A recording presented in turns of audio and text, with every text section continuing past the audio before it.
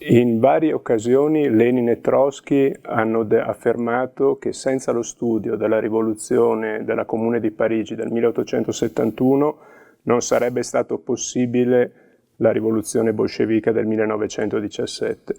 Perché hanno fatto un'affermazione così importante? Cercheremo qua di riassumere le 4 lezioni principali che i bolscevichi trassero dall'esperienza della Comune di Parigi. La prima è l'indipendenza di classe dalla borghesia e dai suoi governi. Tutte le rivoluzioni precedenti avevano visto il proletariato subalterno alla borghesia. Nel febbraio del 1948 in Francia questo livello di subalternità era arrivato alla costituzione di un governo borghese con la partecipazione di un ministro socialista e aveva provocato un gran fallimento. Il governo non aveva ottenuto nemmeno riforme minime, nemmeno la riduzione dell'orario di lavoro a 10 ore giornaliere e in compenso aveva provocato la paralisi delle lotte del movimento operaio. Il 18 marzo del 1871 gli operai parigini rompono con questa tradizione di subalternità, rovesciano il governo della borghesia, nonostante alcuni dirigenti riformisti proponessero di sostenere quel governo, alzano la bandiera rossa sull'Hôtel de Ville a Parigi, cioè sulla sede del governo, e mettono in fuga il governo borghese.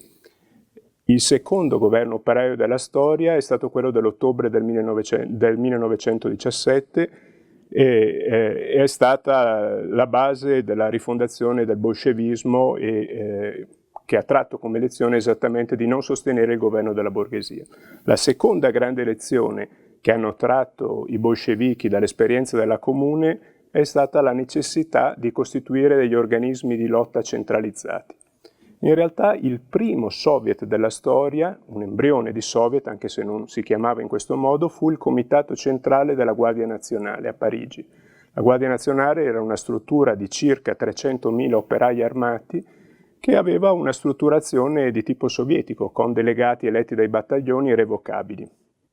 I soviet successivi, nel 1905 in Russia e nel 1917 sempre in Russia, si basarono molto sull'esperienza, su questa prima esperienza embrionale di soviet nella Comune di Parigi. Una terza lezione, forse la più importante, che i bolscevichi trassero dalla Comune di Parigi è quella che già Marx aveva indicato come il principale insegnamento della Comune, la necessità che la rivoluzione arrivi a spezzare lo Stato borghese. E cioè gli operai parigini compresero la differenza fra andare al governo nel capitalismo, che è quanto fecero i menscevichi e i socialisti rivoluzionari, cioè i socialisti moderati dopo la rivoluzione del febbraio 17, e prendere il potere, che è quanto fecero i bolscevichi nell'ottobre del 17. Prendere il potere per sostituire alla dittatura della borghesia la dittatura del proletariato, e cioè per sostituire allo Stato borghese, al suo Parlamento, al suo governo, alle sue istituzioni, nuove istituzioni, un nuovo Stato basato sul potere della classe operaia. La dimostrazione dell'importanza che la Comune e lo studio della Comune di Parigi ebbe per i bolscevichi sta nel fatto che Lenin, già alla fine del 1916, quando era ancora in Svizzera, alla vigilia quindi della rivoluzione, iniziò a studiare profondamente la vicenda della Comune. Prese molti appunti in quello che è conosciuto come il quaderno azzurro, che è un quaderno di citazioni di Marx e di Engels sulla questione dello Stato, in particolare sulla Comune. Questo quaderno fu la base della stesura del libro più importante, o di uno dei libri più importanti di Lenin, che è Stato e Rivoluzione.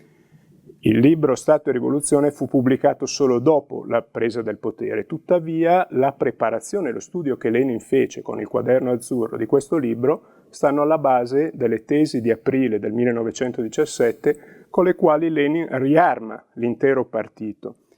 E quali sono gli insegnamenti principali che Lenin inserisce in questo quaderno azzurro in Stato e Rivoluzione che trae dalla Comune di Parigi? In primo luogo che è necessario l'opposizione al governo delle sinistre, a differenza di quanto facevano i riformisti in Russia, i menscevichi e i socialisti rivoluzionari. È necessaria un'opposizione di classe al governo della borghesia, era necessario non partecipare a quel governo, non sostenerlo in alcun modo, costruire i rapporti di forza per rovesciare quel governo. e per costituire un governo degli operai per gli operai, così come Marx definì la Comune di Parigi. Perché solo un governo degli operai, costituito dagli operai per gli operai, può realmente espropriare la borghesia e avviare il processo della rivoluzione socialista, l'espropriazione del grande capitale.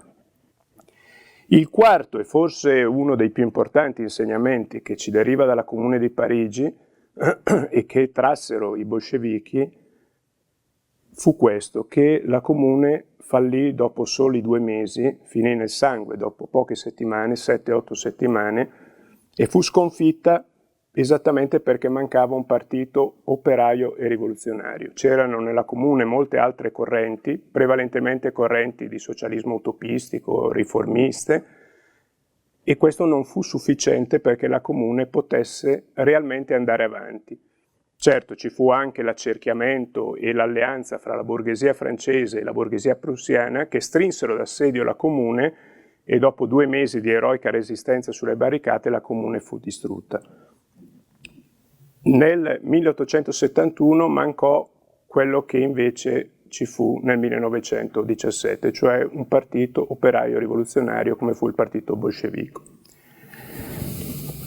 Nella fase finale della Comune la borghesia impiegò tutto il suo potere di repressione, massacrò, si calcolano oggi, forse 10.000 o più operai, è difficile stabilire un numero perché ci furono fosse comuni, e alla fine innalzò anche sulla collina più alta di Parigi il Sacré-Cœur, una chiesa bianca, che aveva come scopo quello di segnare il peccato che la classe operaia aveva commesso e doveva essere un simbolo di espiazione di questo peccato che era stato commesso. Qual era il peccato commesso dagli operai parigini? Gli operai parigini dovevano espiare il peccato di aver dimostrato con il loro esempio, con la loro forza, che è possibile spezzare le catene del capitalismo, che la classe operaia non è destinata a essere schiava, che può assumere il controllo del potere, può controllare l'economia, può governare e può cioè instaurare la sua dittatura sulle rovine della dittatura della borghesia e quindi avviare un processo verso la dissoluzione della società divisa in classi. In altre parole, se i bolscevichi poterono nel 1917 realizzare la loro opera, fu anche perché studiarono intensamente la vicenda della Comune di Parigi. È in questo senso che possiamo dire che i cannoni della Comune di Parigi aprirono la strada alla Comune di Pietrogrado.